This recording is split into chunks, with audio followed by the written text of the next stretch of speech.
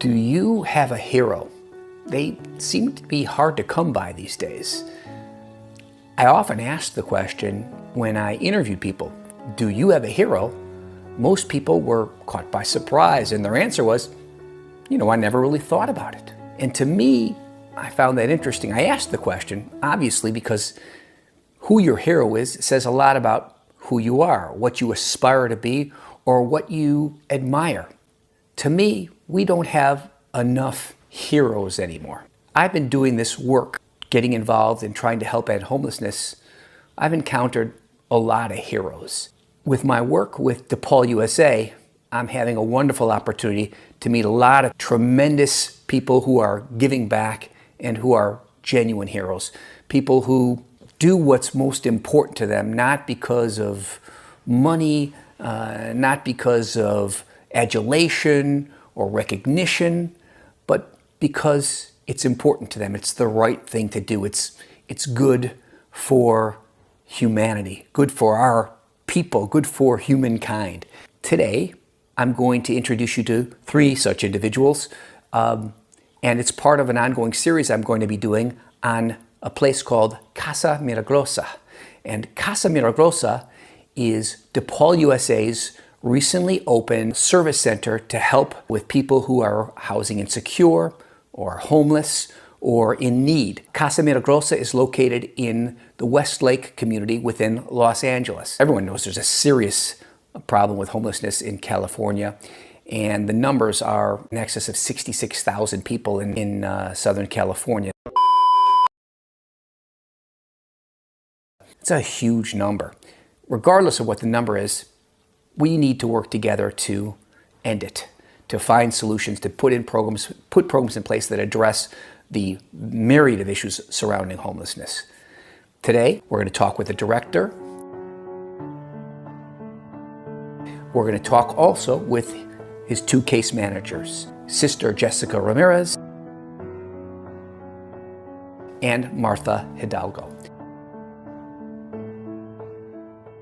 These 3 will give us an introduction as to the work that's going on at Casa Milagrosa, and from there, there'll be a lot of follow-up work showing them in action, showing their good deeds.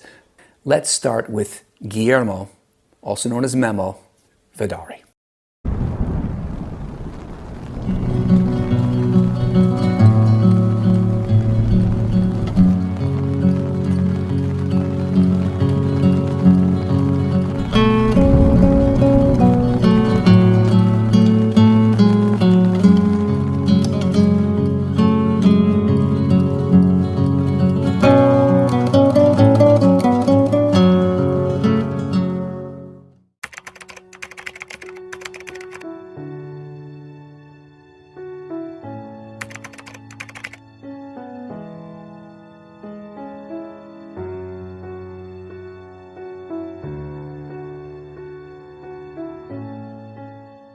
Are you a graduate of DePaul? I am, yes. How'd you end up with this opportunity, with the opportunity to help with DePaul USA in LA? Through the Daughters of Charity. I've known them for over 20 years and have worked with them in LA at the schools that they have out there. So they reached out to see if I was interested and to apply for the position with DePaul. So I looked into it, read the description. I thought everything that I've done, there's nothing that scares me, and decided to apply. Plus, every time I go back to LA, I always see the homeless population just growing.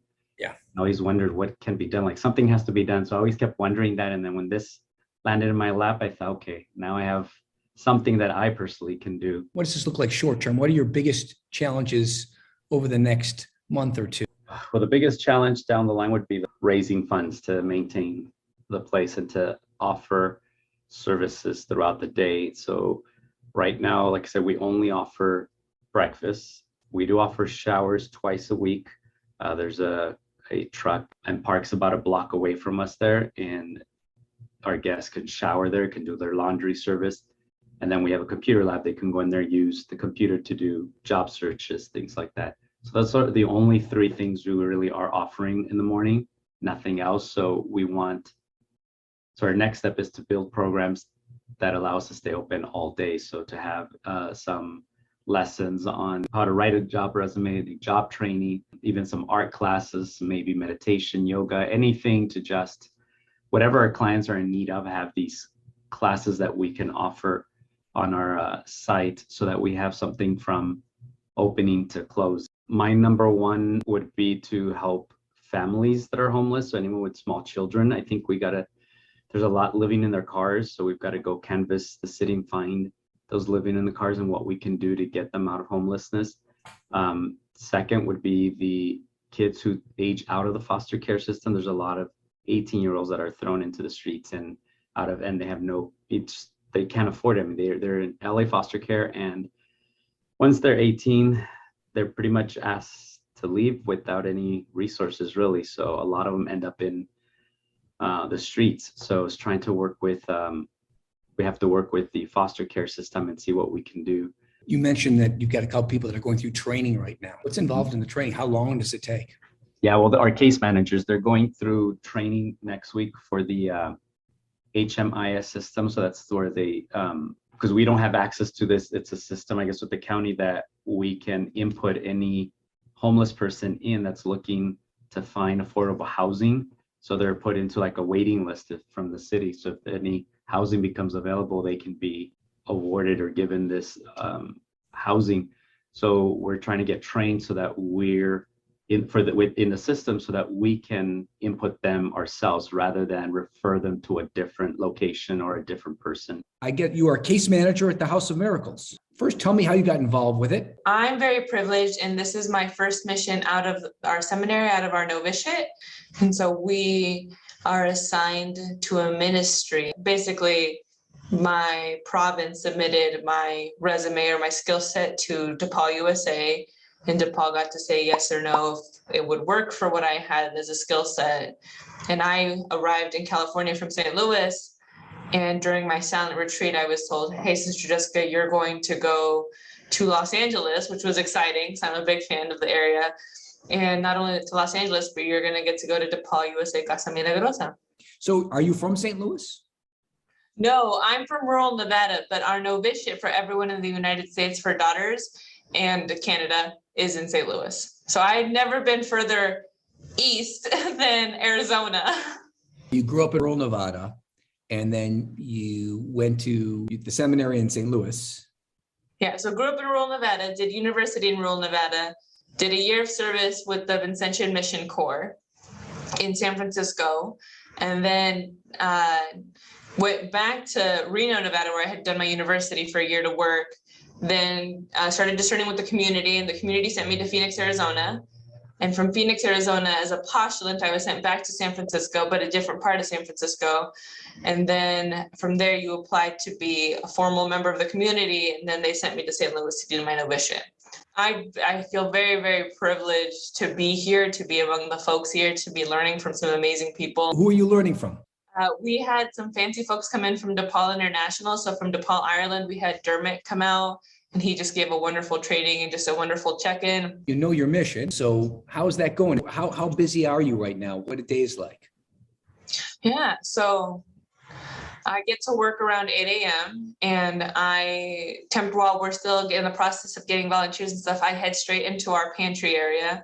And I serve our coffee and the hot meals to our guests as they come in. And we're very intentional. They come up to the window and I ask them if they want coffee or not. And then I tell them to find a seat and we serve them, which I think is just a very nice experience of being served.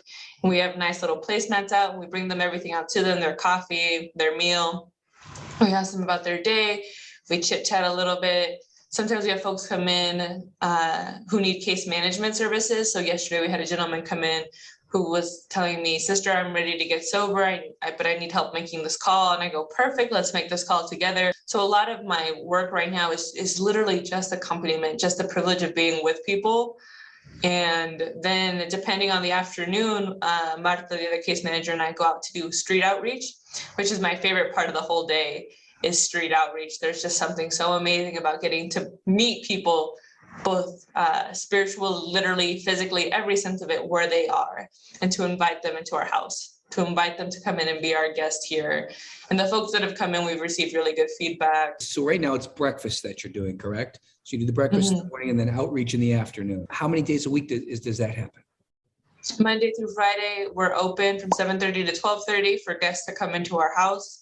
And then in the afternoon, depending on the afternoon, we have meetings, or we're making connections to better be able to serve our guests, or we're doing street outreach. When you're doing outreach, how do you just, are there some people that you won't reach out to, or is there no one you won't reach out to? Are you selective at all in that process? How does that work?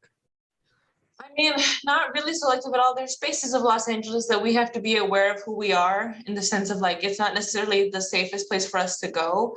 So we go to adjacent areas. But overall, I think the best thing is we do outreach to anyone. So a couple of folks that we've done outreach to, they're like, oh, sister, but I don't want to pray. And I was like, I didn't ask you to pray. I asked you if you wanted food.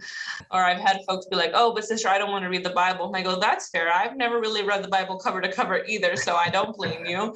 I asked you if you wanted water. So I try to preface with that, because I think Los Angeles has got a reputation that if you want help, you have to pray a certain way, or believe in a certain way, or practice your faith in a certain way. And Right. That's not what we're about. People that are watching, okay, people that care, what's the number one thing they should know and that they should do because they care? What do you advise? I think first and foremost for myself, what I've told friends, and what I was first told even before I started doing this line of work, was to look at people. Don't turn away from them. No one likes to be treated like they're a ghost. And unless someone that you can tell is having a severe mental health episode, I have found for the most part that and I get hit up for money all the time, which makes me laugh, because LOL, what money do I have? But I try to make it a point to look people in the eye and tell them, you know what, I can't, but here's what I can do. Or, hey, I hear you. I'm sorry I can't be of service right now. I hope you have a good day. I think there's so much in being able to look at someone, and I'm not saying like stare deeply into their eyes or like force eye contact, right? Like, don't be a creeper either, but Humanize them, right? Make them feel like they're worthy. acknowledge that someone else is a human being in front of you. You are working for DePaul USA at Casa Milagrosa. How long have you been doing that? So we've been open, I believe this is the 5th week that we've been open here. So what were you doing before that? I was working for a year at Meals on Wheels, which is just a block away from here. It's a ministry from the Daughters of Charity. It's a senior citizen nutrition nonprofit.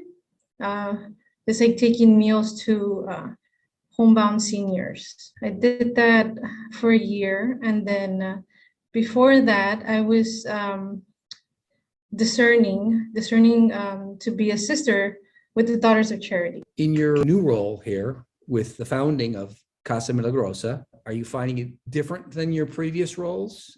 And if so, how? Compared to the work I was doing at the shelter, I'm finding it's similar, but a little bit different, just because at the shelter I was a case manager. So all our people were sleeping there. So they were kind of stable. And then I was a housing coordinator, which was very crazy because they were dealing with landlords and stuff like that. And here I'm finding a little bit different, because it's like we've only been open for 5 weeks. So it's different, but it's not the same people and they're not constant. Right now, are you managing any cases? Do you have people that you are working with and actively providing them with services? Or you're still in the stages where you're building relationships with people to get them to come in? This is our first week that we're half and half. I mean, we're still building that trust with all our guests here. But this is the first week where we actually saw like the case management or our interactions. So we have like 3 people right now that we're kind of helping. That's more case management, not just coming in and having meals. So I think we're transitioning into more like, how can we help you more in that, not just like coming here, having breakfast and showers. So Right. I think we're starting to step into that. Tell me, Martha, what a typical day looks like for you now. Now, well, this week it's been busier.